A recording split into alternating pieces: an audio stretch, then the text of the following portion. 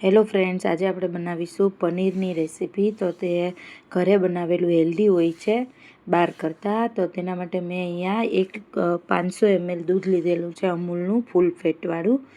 અને સામે મેં 500 ml સામે અડધો વાટકો દહીં લીધેલું છે. જો 1 લીટર દૂધ લઈએ તો આપણે આખો વાટકો લેવાનું છે, એ માપથી આપણે ચાલવાનું છે.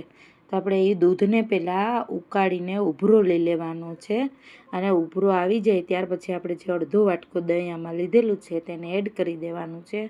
અને ગેસ આપણે ચાલુ જ રાખવાનો છે, મીડિયમ ગેસ ઉપર. આ રીતે તમારે હલાવતા રહેવાનું છે. અને તમે જોઈ શકો છો કે થોડી વારમાં આપણું દૂધ ફાટીને જે પાણીનો ભાગ છે એ અલગ થઈ જશે, અને જે પનીરનો એટલે કે દૂધનો ભાગ છે તે અલગ થઈ જશે. એટલે આપણું આ પનીર બનીને આ રીતે રેડી થઈ જશે, તમે જોઈ શકો છો.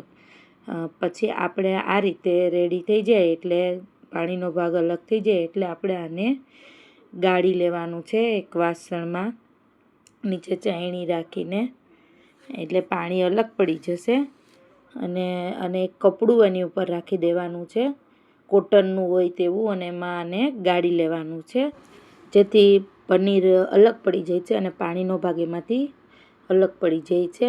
અને સરસ પછી આને ધોઈ અને કપડું આખું પેક કરીને એનો શેપ આપીને ઉપર વજન રાખી દેવાનો છે, જેથી અને આપણે એકદમ પાણી આનું નિતારી લેવાનું નથી, ધોઈને થોડું રાખવાનું છે. અને આ રીતે આપણે ઉપર વજન રાખી દેવાનું છે અને આપણો સરસ શેપ આવી જશે. અને આ પનીર બનીને આપણું રેડી થઈ ગયું છે, તમે જોઈ શકો છો.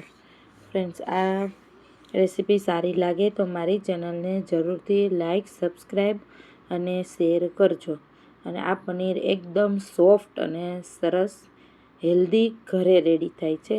એકવાર જરૂરથી ટ્રાય કરજો. Thanks for watching my video.